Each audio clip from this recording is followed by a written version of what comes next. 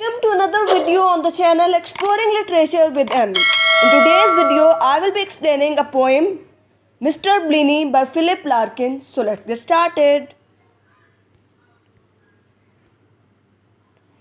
Philip Larkin ने ये poem mister ब्लीनी जो है इसको कंप्लीट किया था मई 1955 में और कंप्लीशन के 9 साल बाद यानी 1964 में ये उनके third major volume of poems जिसका नाम विट्स एंड वेडिंग्स है, द विट्स एंड वेडिंग्स में ये पब्लिश हुई थी। ये एक ड्रामेटिक मोनोलॉग है और पोइम के मेजर थीम्स में हमें लॉनलीनेस ऑफ मॉडर्न मैन और पेसिमिज्म जो है वो नज़र आते हैं। ये जो पोइम है इसमें 3 कैरेक्टर्स हमें नज़र आएंगे, एक landlady who is the owner of the room और एक जो है मिस्टर ब्लीनी है जो कि प्रीवियस पेइंग गेस्ट है जिसने वो रूम ख़रीदा था, and the third one is the new paying guest who will now by the room, जो अब जो है रेंट पर जो है वो कमरा लेगा। Now coming towards stanza by stanza explanation of this very poem. Stanza number 1. This was Mr. Bleeny's room. He stayed the whole time he was at the bodies till they moved him. Flowered curtains, thin and frayed, fall to within 5 inches of the sill.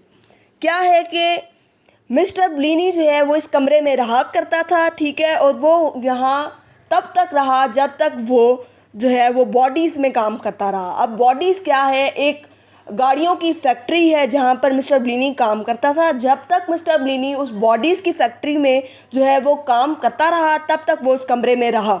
अब till they moved के यहाँ 2 meanings हैं। एक meaning ये कि जब उसने वो जॉब छोड़ दी तब तक वो वहाँ उस कमरे में रहता रहा, या दूसरा मतलब ये है कि जब उसकी डेथ हो गई और उसको उस कमरे से जो है वो उस कमरे से उसकी डेड बॉडी को जो है वो उठा लिया गया, तब तक वो उस कमरे में जो है वो रहता रहा।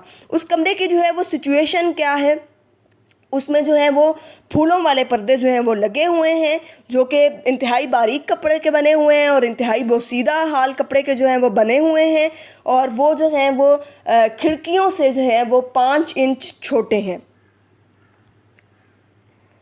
Coming towards the second stanza, whose windows shows a strip of building land, Tusiki littered Mr. Bleeny took my bit of garden properly in hand, bed, upright chair, 60-watt bulb, no hook. अब क्या है कि कमरे का हमें जो है वो हाल बताया जा रहा है। अब जो कमरे की खिड़कियां हैं वहाँ से हमें जो है कुछ एक ज़मीन का टुकड़ा जो है वो दिखाई देता है, और मज़ीद हमें क्या दिखाई देता है, इंतहाई जो झाड़ी नुमा उगा हुआ घास है वो हमें दिखाई देता है, और हमें जो है वो गार्बेज जो है वो दिखाई देता है। और जो लैंड लेडी जो न्यू आने वाले पेइंग गेस्ट को जो है वो कमरा दिखा रही है वो बताती है कि मिस्टर ब्लीनी ने जो है वो मेरे गार्डन का जो है वो बहुत ज़्यादा अच्छे तरीके से जो है वो ख्याल रखा है जो मैंने उसके हैंड ओवर किया था।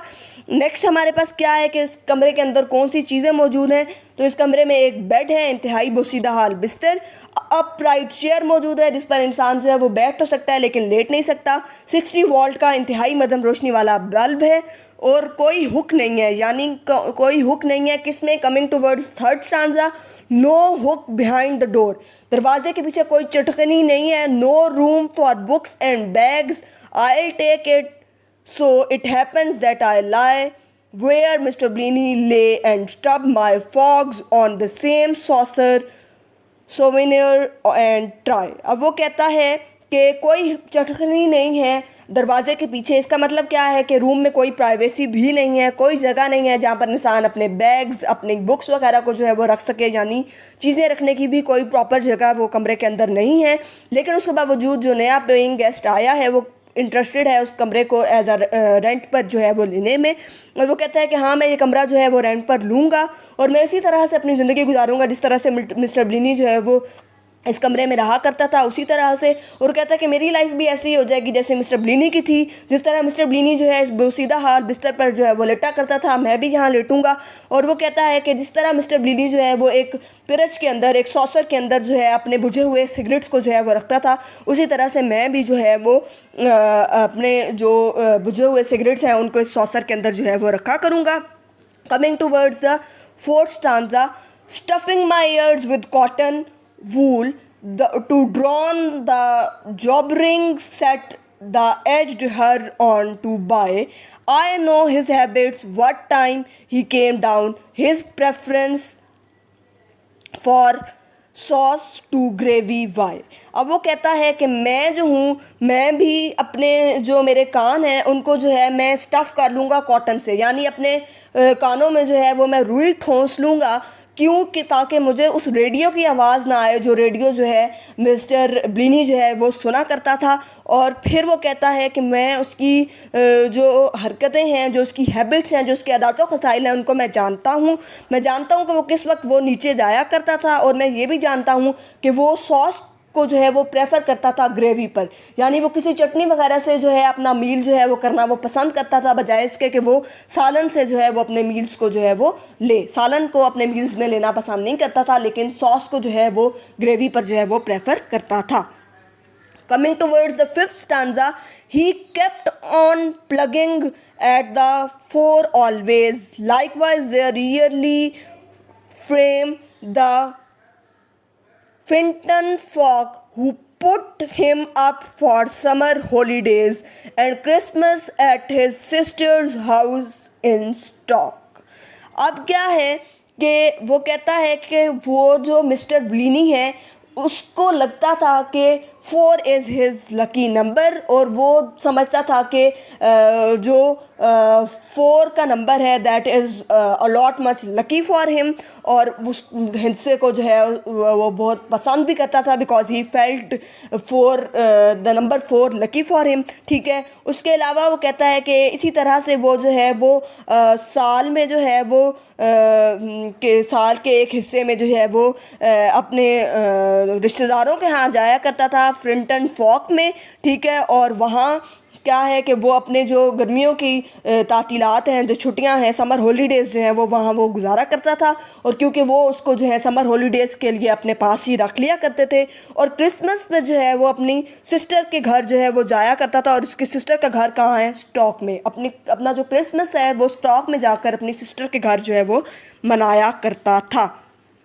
Coming towards the sixth stanza, but if he stood and watched the frigid wind tossing the clouds lay on the fusty bed, telling himself that this was home, and grinned and shivered without shaking off the dread. अब क्या है कि वो कहता है कि अगर वो खिड़की में खड़ा होता और वो वहाँ से देखता उस हवा को जो कि क्लाउड्स को जो है अपने साथ जो है वो उड़ा कर लेकर जा रही है, तो हो सकता है कि उसके अंदर का जो इंसान है वो पेसिमिस्टिक किस्म का जो इंसान है, जो उसके अंदर से एक सुस्त और काहिल सा इंसान है, हो सकता है कि वो भी बदल जाता और वो भी ख़ुद को जो है हवाओं में उड़ता हुआ जो है वो महसूस करता. और वो जो है वो ख़ुद को ये बताता है कि ये जो एक कमरा है, छोटा सा कमरा, यही इसका घर है. और वो जो है वो बिस्तर पर हर वक्त जो है वो लेटा रहता था, और वो लेट कर जो है उसको जो है हर वक्त शिवरिंग होती रहती थी, वो कँपाता रहता था, कांपता रहता था. हालांकि उसको कोई खौफ भी नहीं था, लेकिन उसके बावजूद वो वहाँ पर जो है वो लेट कर जो है वो कँपाता रहता था.